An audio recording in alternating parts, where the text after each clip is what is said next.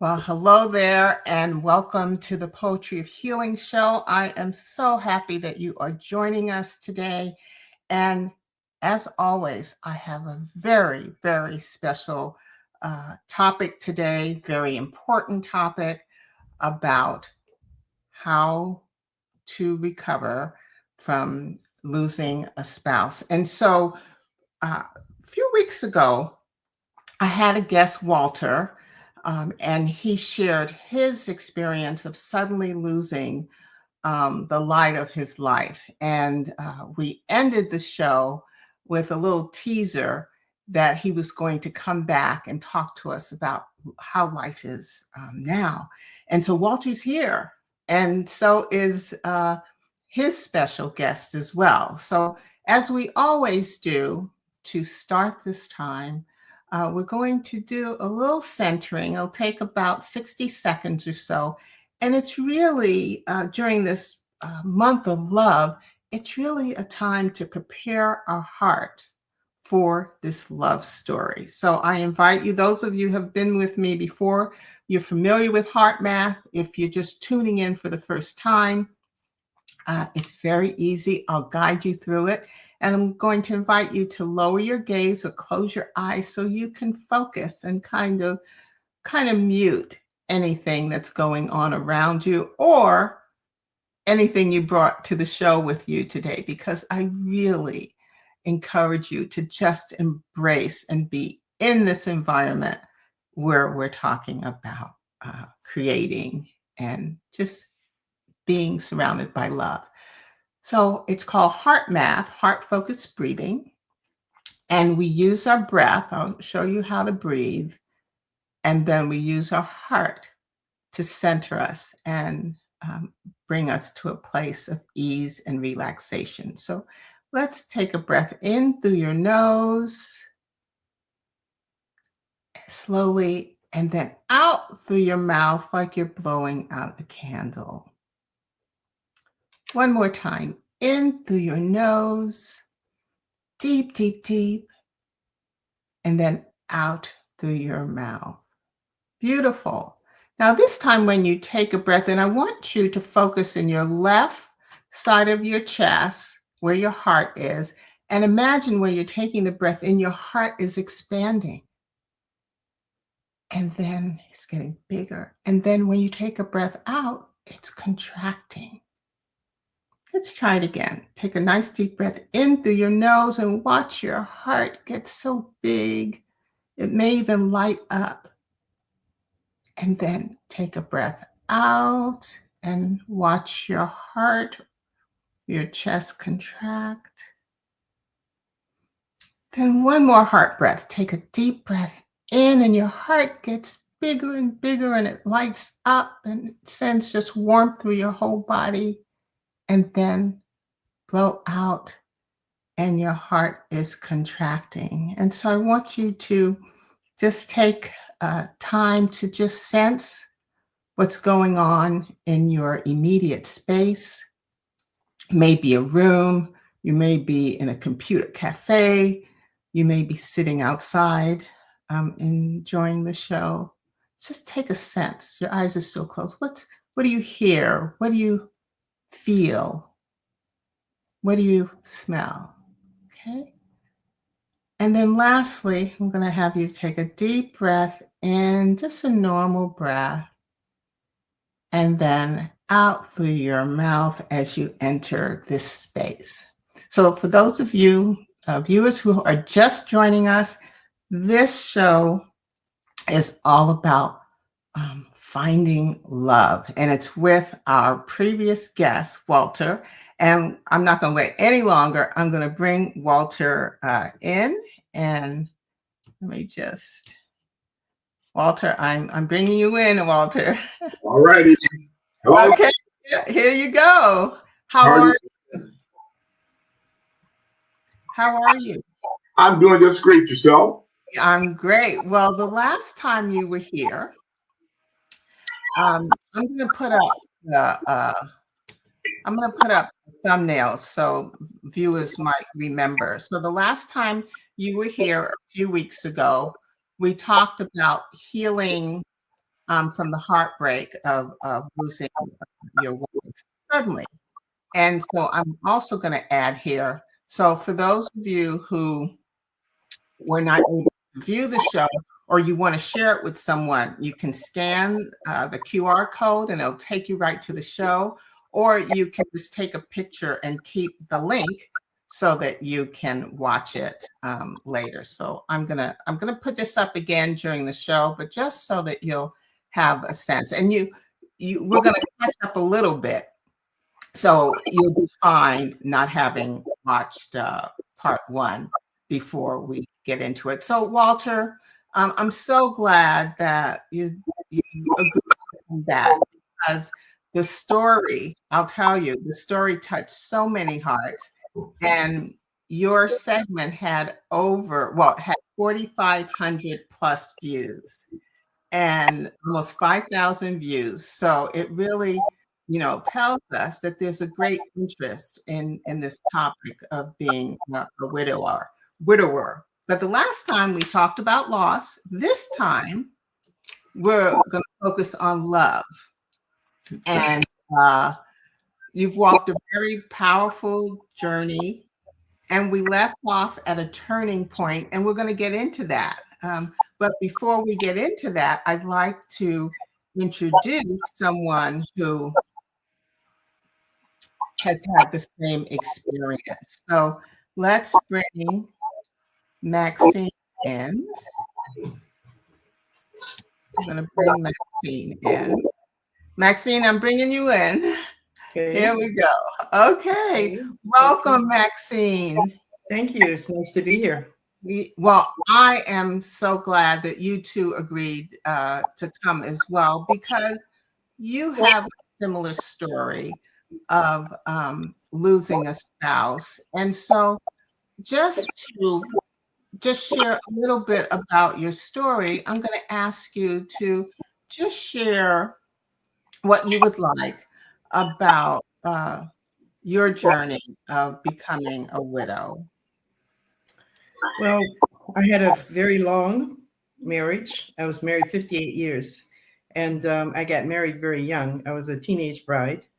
And so I sort of grew up with my husband.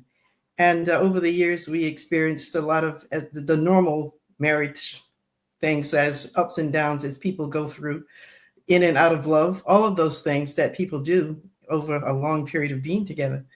And it was the fact that he became ill late in life. He had been healthy. Both of us had experienced great health throughout our marriage, and never any catastrophic situations or illnesses, any of that.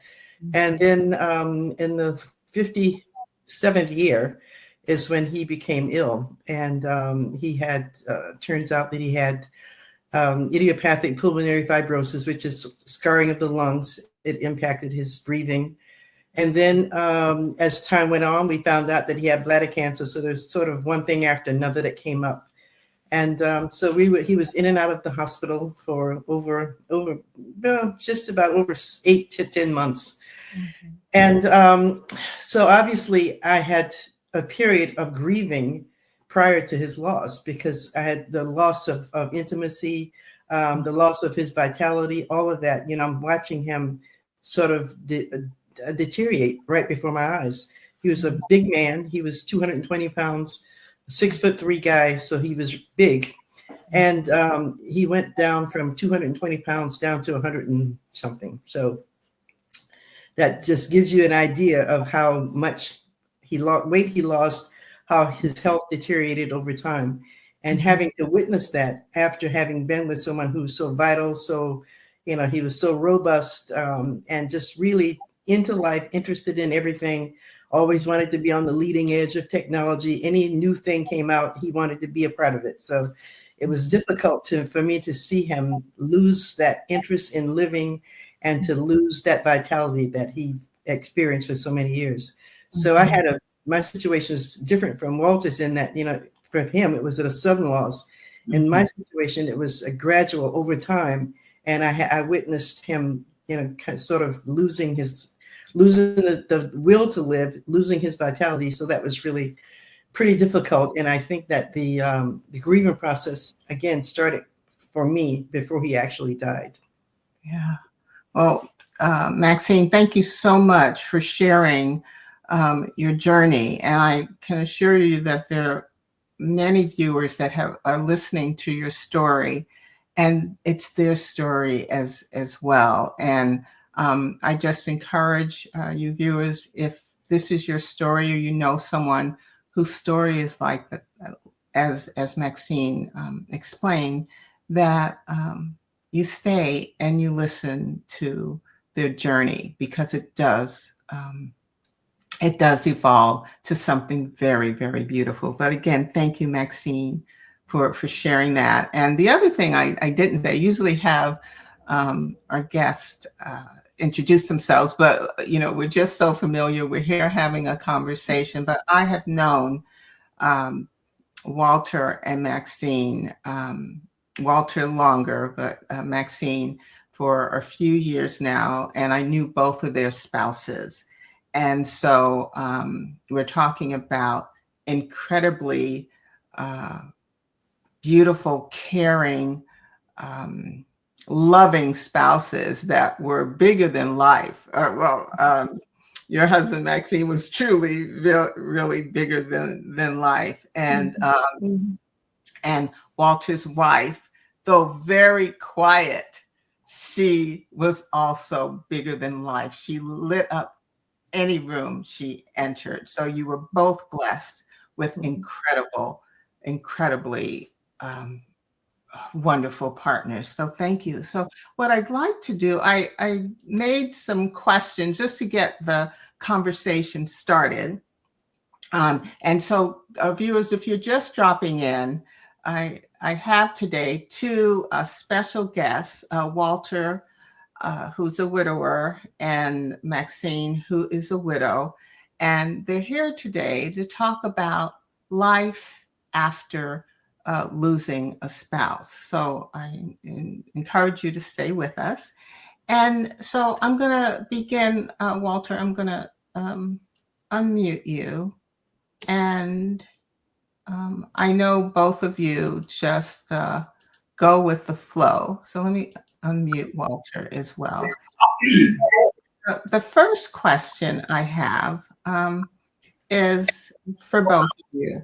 After experiencing such a deep loss, did you ever think love would find you again? You want to go first, Walter? Go first, sweetheart. Okay. Well, in my case, I did not. I really did not. I just assumed that I would, I didn't think that I couldn't live without my husband. I knew that I could live without him. However, I didn't think that I would experience love and happiness in the way that I did as I was married to him. So I really assumed that what I would do, I have a very interesting family.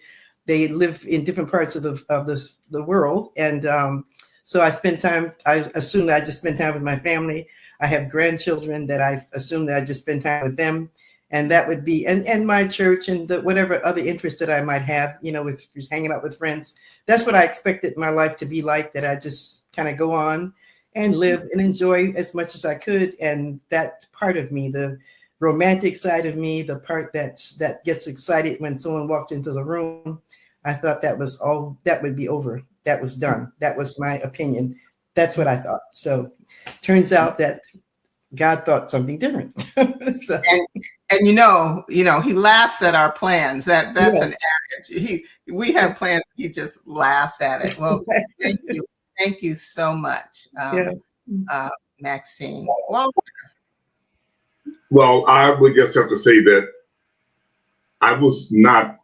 I was looking for someone, but I didn't think that I could really care for someone, because I had some certain standards that I wanted that I felt that they should meet. And I was not rushing. It was over 2 years before I actually decided that this is where I needed to go. And there were a lot of people out there talking. Since I have only one good ear, I always would put them on the side that I couldn't hear on. So that worked out well. But I really never thought that I could love again and still have the same love for my deceased spouse. And that's when, as Maxine stated, the Lord had another plan. Because as long as the two of us have known each other, I never thought that the two of us would be calling ourselves one. And I tell you, it has been since June the 4th, 2024. It has been. Hold that thought. Hold that thought.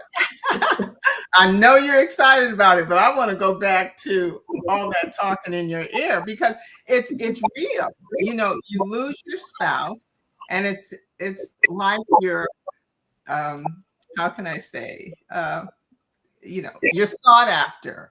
So there were a lot of casseroles and pound cakes and fried chicken and soup and all those things. And I said, Walter, don't touch it.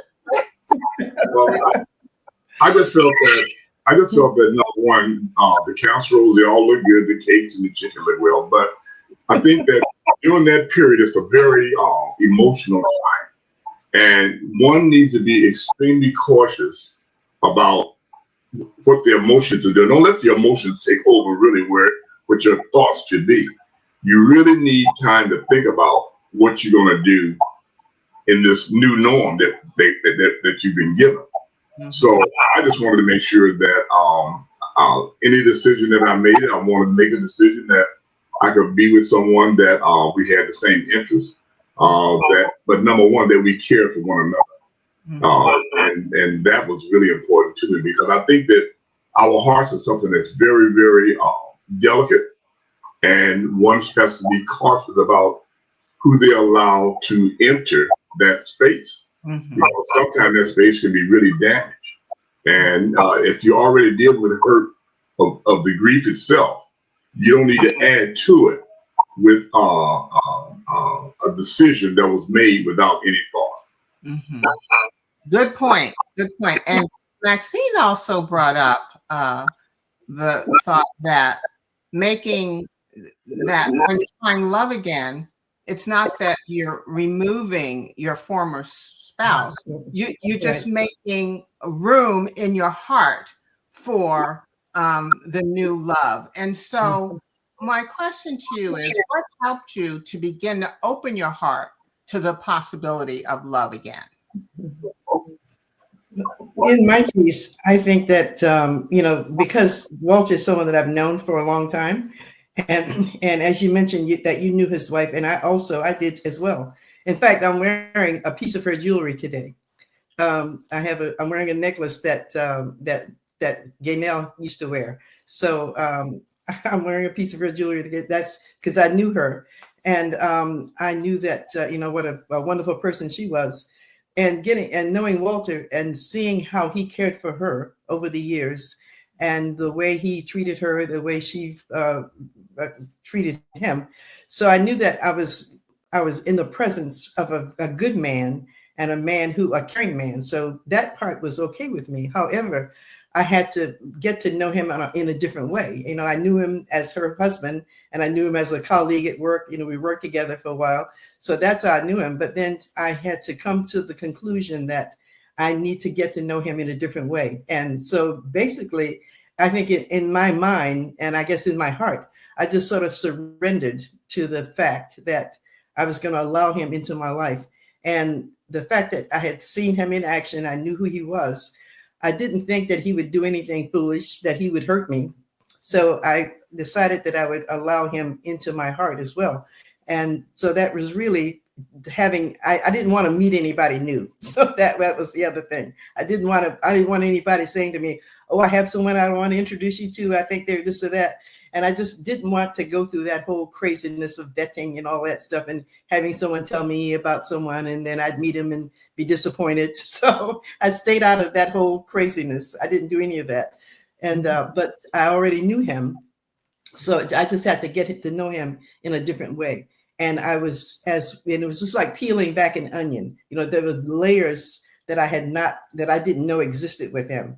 So I got to know him, in a different way. There were the idea of a romance with someone that I'd known for so long, and I thought, wow, this is different.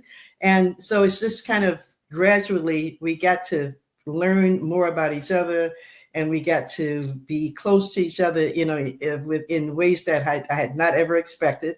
So it's been a romantic journey, in my opinion. And I didn't think that I'd have that feeling of excitement again about a man. I just assumed that I've actually thought of Walter as someone who I'd maybe asked to take me to a play or to be an escort for me, because I knew he was a good man and I could trust him. So I assumed that would be our relationship. But then it turns out that it got to be a whole lot more than that. And that's the part that was surprising and pleasantly surprising. So it's now when he walks into a room, my heart quickens. When I see his face, I get a little excited, and to have that kind of that adrenaline rush when I'm around him, that is something that I never thought would happen again, because that was what it was for me as married to my husband for years. I mean, when he entered a room, I would always feel a little excitement, and it's the same thing now. I'm getting that rush when I see his face and when he's around me. So, and that's the part that is so exciting at this age. To have that kind of excitement is just incredible. Well, Maxine, you just opened the floodgates. So I am gonna, and I knew it would happen. So I want, because we haven't officially said it, but I'm going to unmute Walter. And Walter, will you make the announcement about you two, please? As she stated, we did not know one another in the sense that we know one another now. We knew each other from a professional standpoint. As she stated, we knew each other's spouses. One of the things that I thought back is that we were interacting, and we were both proud to wear our wedding rings, still wearing our wedding rings. And we're able to talk about our mates to one another, that is no jealousy or no hang-ups there. So that, I think, is very important. I think that even drew us even closer together. But I have to say that because she was in banking and I was on this board, we had some funds that needed some attention as well as, for investment. I just decided to give her a call, and because I knew Arnold was probably bugging her to death about getting deposits. So I said, Arnold is my husband. Yeah. So I said, so I told our treasurer, I said, well, look, I know this lady, give her a call, and she may be able to give us some rates that would be attractive. So they got together and they talked and everything, and sure enough, it worked out where she was able to, give the board what was needed as far as the investment. And so because of the type of person she is, she decided to invite me to lunch and to thank me. So she invited me to lunch. I met her at this place. Nice, I was spot of garbage. But we met there and we had a nice lunch, but I was parked away from quite away from the restaurant. So she decided, she said, well, I'll give you a ride to your car. So I said, well, fine. I didn't feel like getting my steps in that day. So I decided I would take that offer right into the car. So she took me to my car. But before I got out, I said, I'm just going to show a little thing. So I decided to reach over to give her a little peck on the jaw, thanking her for doing it. But she brought the jaw to me. I said, this may be something. All right. Then the next time she called me, she said, well, after church, would you like to join me for brunch up at Sequoia Country Club? I say, well, sure. Well, I thought that was good because then I wouldn't have to worry about preparing a meal. So I thought that was good as well. So we met up there. And then I said, this lady's been very nice. She's invited me out to dinner and to lunch as well as to dinner. I said, well, I'm going to invite her over to my house for dinner. So I prepared a nice meal with candlelight and all the above, and trying to, set a nice atmosphere, but nothing to where it was just going to be just a dinner and a thank you. Well, I talked to myself. I said, am I going to kiss this lady? I was putting my nerves up to kiss this lady. So Some people say, well, what do you have to lose? The worst thing you can happen is that she can slap you and walk out the door, okay? So I got me a good kiss, and that was kind of like the start of things, okay? Okay, we this is a PG show, so I'm gonna cut you off here. But I am on a serious note. I just want to say that viewers, if you have just joined us, we are talking to Walter, who is a widower, and Maxine, who is a widow.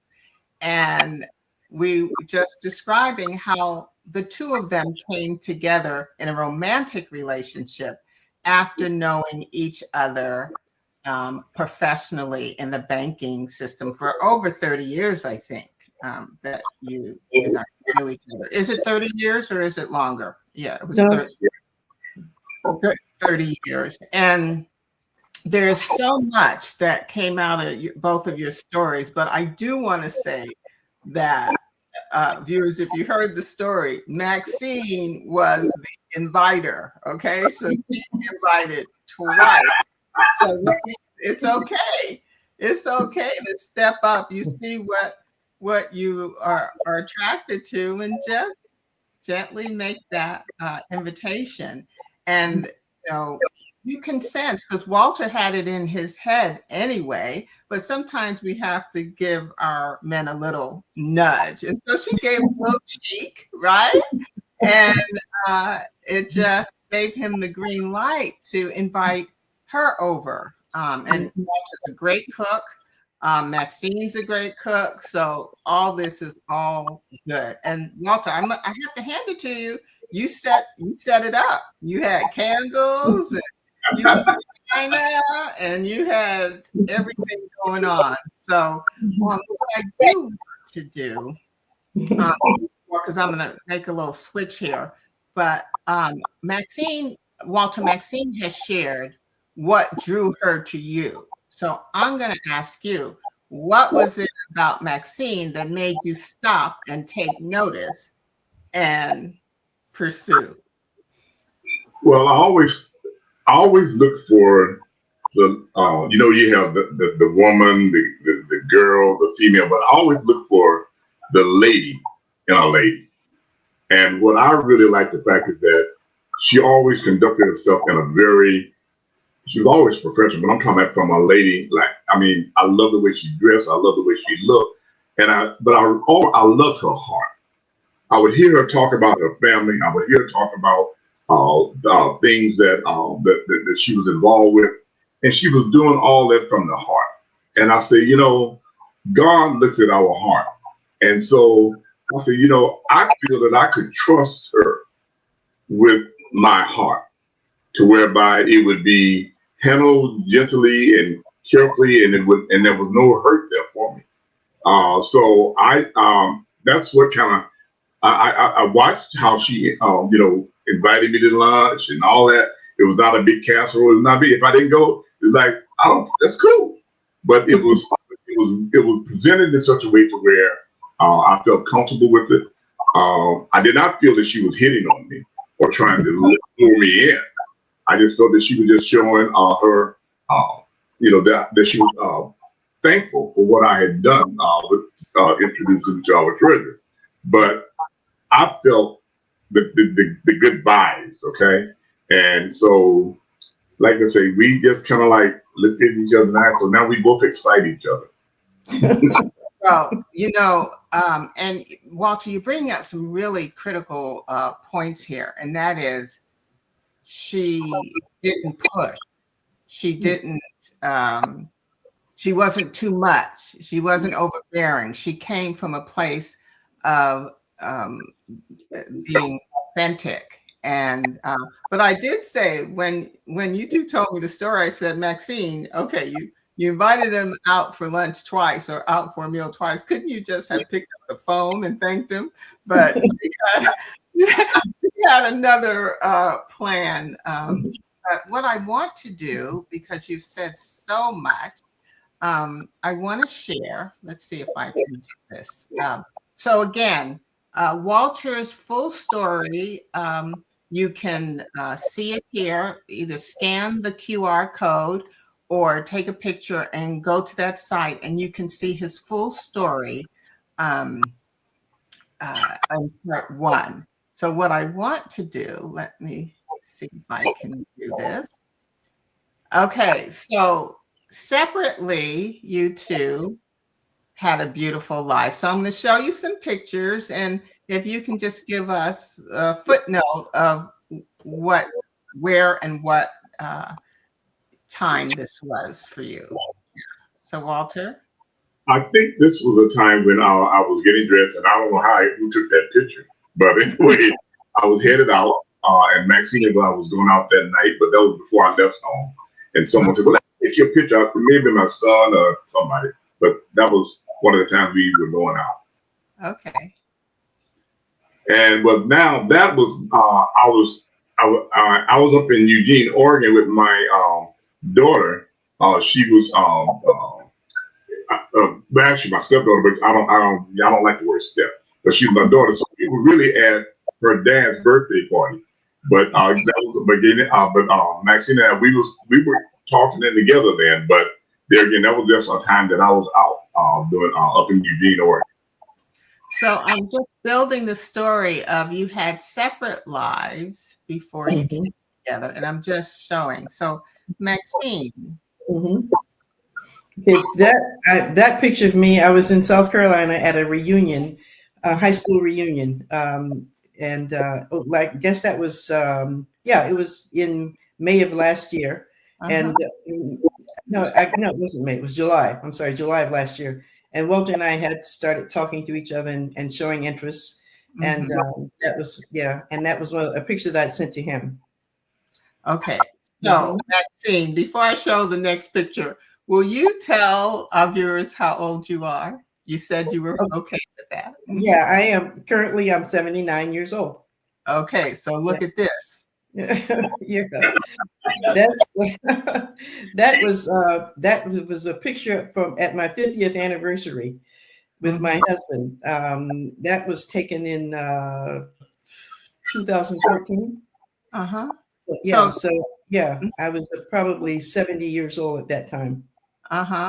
But Maxine, I think you have frozen in time. You're ageless because you still look like this. You are just absolutely gorgeous. So thank you.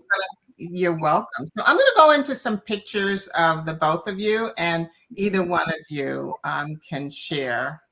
Okay. That was our first date.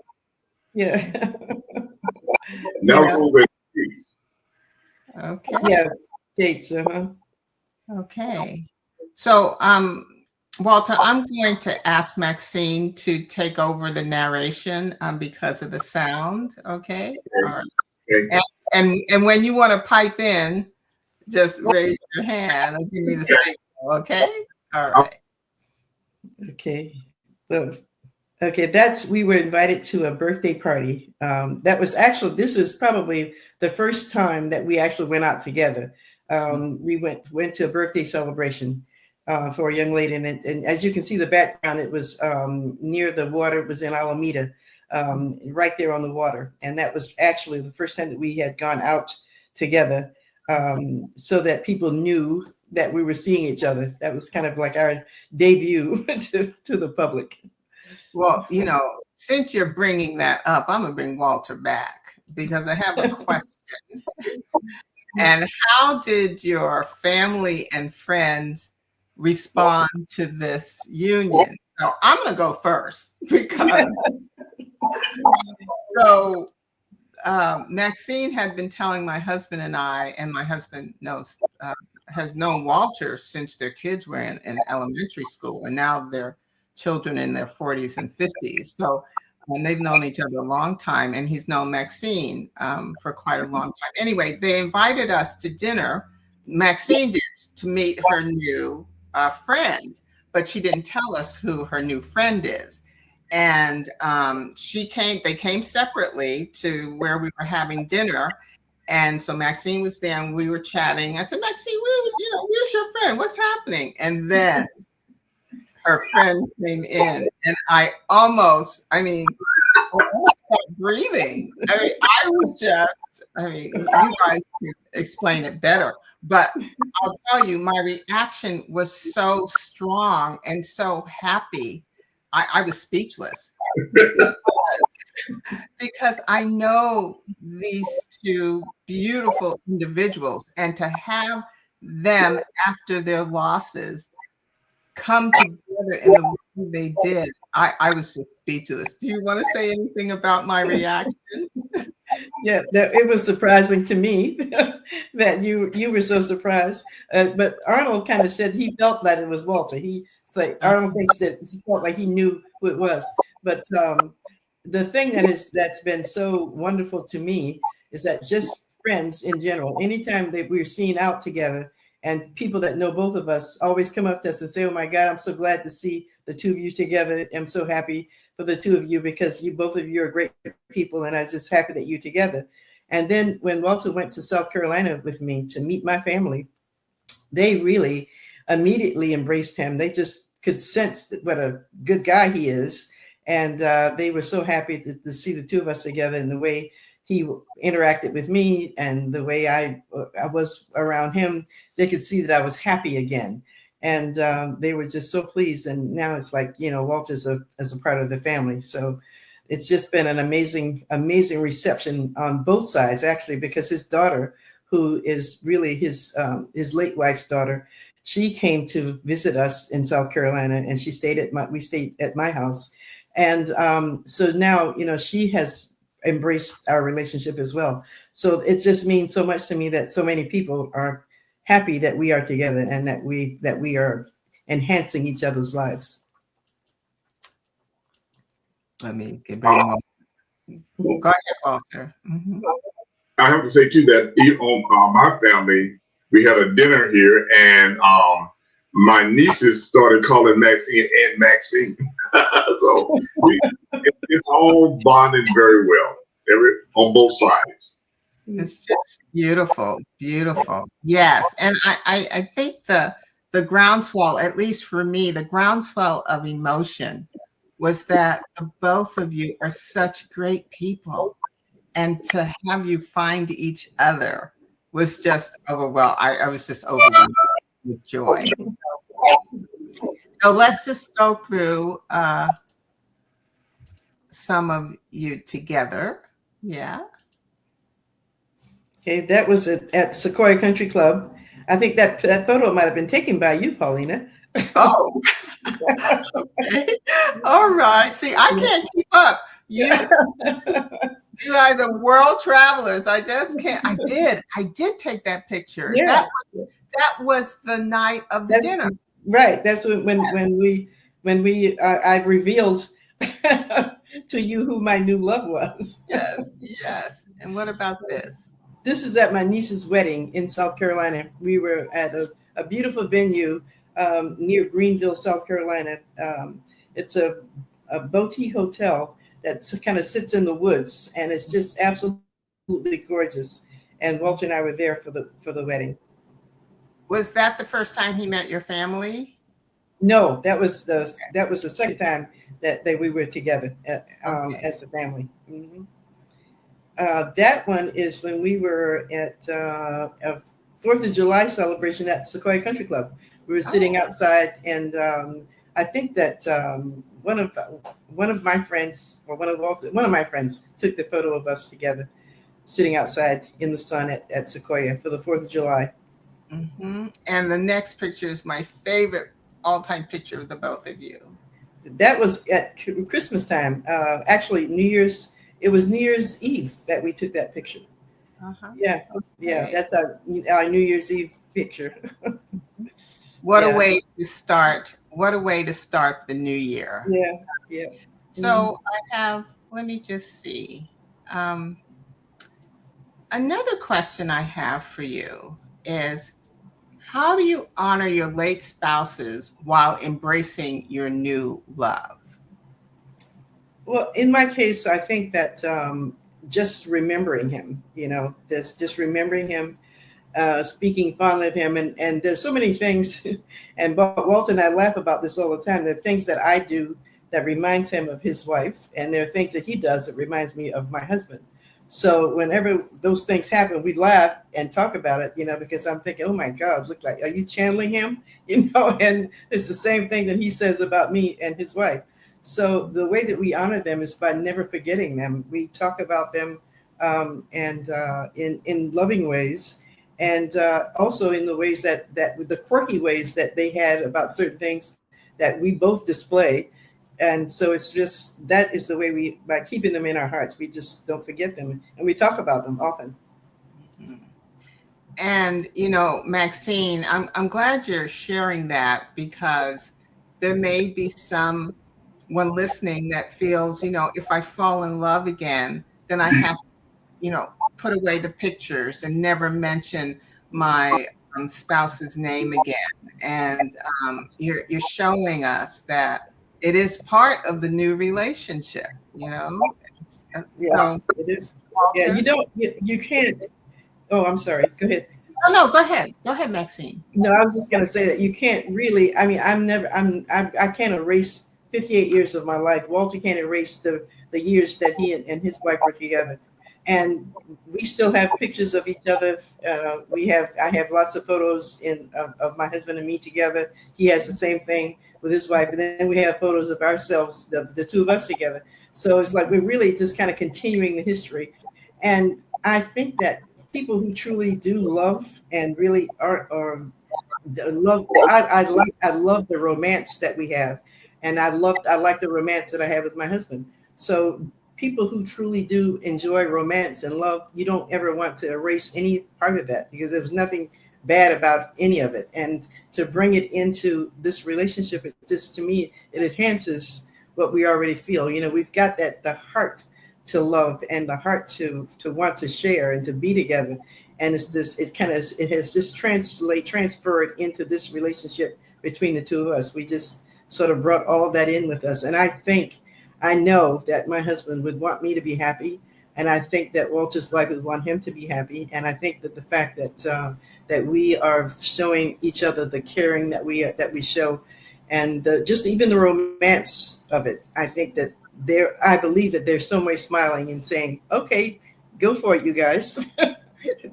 I guess that's sort of wishful thinking, but it is, I believe that, just because based on the fact that the two of them, knowing each of them the way I did, they were about people loving and being happy. So I think that that's how they'd see it. Well, Maxine, and I just am so thrilled and overjoyed that you're being so transparent. And you're saying that people in their 70s, and you're almost 80, you'll have an 80th birthday this year. This year. Even though you found the fountain of youth. So let's just be clear about that. That you can have a rich, loving, romantic relationship, even at this golden stage in life. Yeah. So, Walter, what would you like to I would just like to add that from a spiritual perspective, when we say, I felt that I just say, well, look, I can't have anybody else. I can love no one else. Danielle was all I had. But at that point, I had put her above my God. I can't do that. We should never do that, I don't think. I think that because God said he's jealous. And so there should be no other person of God before him. So with that being said, I think what Maxine and I have done, we have recognized the fact that we both still love our mates. But God has given us a continuous life. And the way that we deal with that, our continuous life, we can still show there's still love within us that can still be shared. And we have not forgotten our mates. So, we still, one can do that, but you got to put yourself in the frame of mind for it. You can sit and have a pity party, I think. and say, I just can't move forward, I can't live forward, and da da da da da. Well, all that, Maxine and I both had that. But we also had enough space in our minds for thinking about, yes, we can move forward in life because we're still here. And so by still being here, we should be happy. In these golden years, happiness is really important. And so the only way you're going to have that importance is that, first of all, you be thankful for God to give you the breath of life to see that day. And what we do with that day is really up to us. So we decided to use our day. Let me just can I share one other thing? Sure. You showed that picture of New Year's Eve. I have been telling Maxine, I said, babe, I say, I'm going to get an ear piercing. She said, no, you're not going to do that. You're not going to do that. No, not going to do that. So the next day, we celebrated my birthday, which was January 2nd. And she comes out of the room with this little package, little box, and I open it up and hear 2 diamond-studded earrings. She said, I'm calling your bluff. So I said, okay, no problem. I said, tomorrow, you, Regina, and I will go and find an ear piercing place, whatever, and I'm going to get it done. I said, but there's a little caveat here. I said, I'm not going to wear 2 diamond earrings. I'm not going to do that. I said, but what I will do, I will get one and I will put it in my left ear. I said, so the extra one, you're going to have to put it in your left ear. And with the fact that I know you already have in your left ear, but then there will be a third one. I said, now, a lot of times people they give friendship rings, friendship bracelets, and all that. I said, but these diamond studs will represent our commitment to one another. And so I have my earring, and she has an earring in her left. So she really called my bluff on that, but I had been talking about that for some time. So but I couldn't do 2. So that's what we did. Well, I'm here to say, viewers, that I can co-sign this because I've seen the pierced earring in Walter's ear, and he said, "Oh, it didn't hurt." I mean, and so yeah, that's what love does, just makes you oblivious. Yes. Okay, so I have one last question for you, and that is, what would you say to someone who's afraid to love again after the loss of their spouse? Well, I would say, as I mentioned earlier, that you have to surrender. You really do. And that surrender doesn't just come surrendering to the other person, but it surrenders to your heart, to your God, really. It's the God in you allows you to express yourself and just kind of relax and open your heart.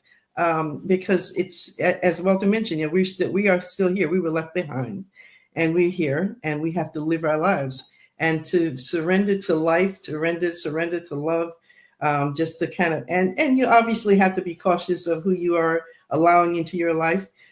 Pay attention to whoever it is that you happen to meet, and watch how they interact with other people. Watch how they treat other people. And when you see that you found someone who the values are similar to yours, then just let it go and open your heart and allow them in. Thank you, Maxine. And Walter, what would you like to add?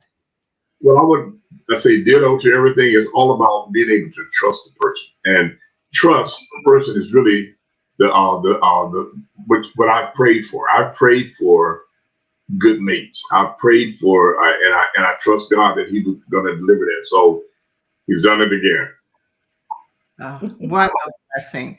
All I can say to both of you is, you make love look so easy and so good and so accessible. And I just thank you for just being so transparent for our viewers, because in this age group, there are, interestingly enough, there are more women who are widowed than there are men.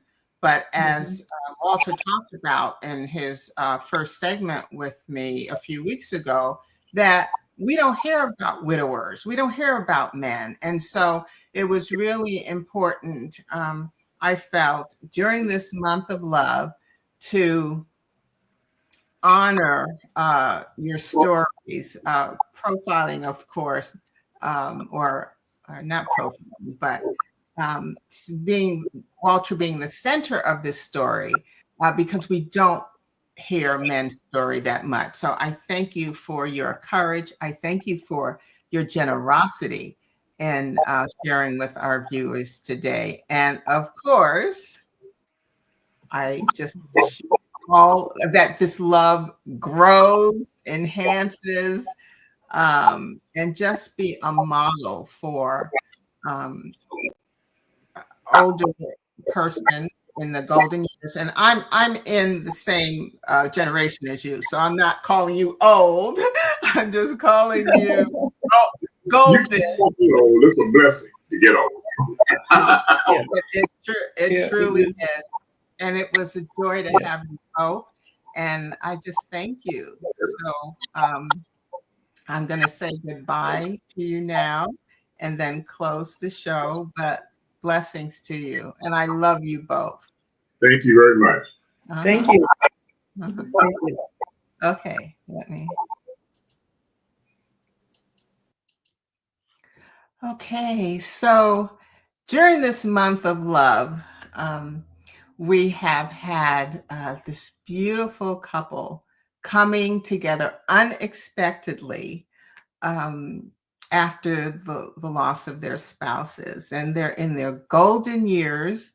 And if you missed this live run of the show, please review the recorded version of the show, which is available on the platform. And you know, Maxine and Walter's story reminds us that after loss comes love, or love can come, and that healing makes a way for new beginnings. And so the benefit of coming together and being connected in some way, especially after the loss of the spouse, is that, you know, being connected and feeling that you belong is a human need. And so, you know, research has shown, and you know I love research, research has shown that having loving, caring relationships can combat loneliness that is most probable to happen after you lose a spouse. And it helps you to live longer,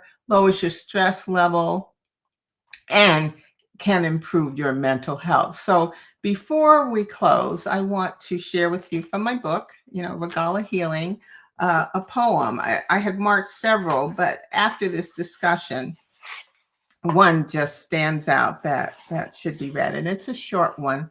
And if you have my book, it's on page 5. And it's titled The Heart Will. And this is the first healing poem that came to me as I too was going through my healing journey. And so it goes like this. The heart will, even if I won't. The heart will, even if I don't. The heart will, even if I can't. The heart will love, guide, nourish every time I need to flourish. So viewers, remember that the heart can be your navigator through life, through life's challenges, through life's ups as well. And so I ask you to rely on your heart. We did a heart exercise to open the show. Go back and look at it and help. It can help you to open that beautiful heart of yours. So I ask you, I'm here every first and third Sunday right here on blackdoctor.org.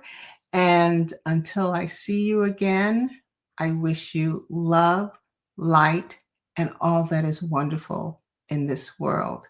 And I'm going to show you a couple of resources how to get my book.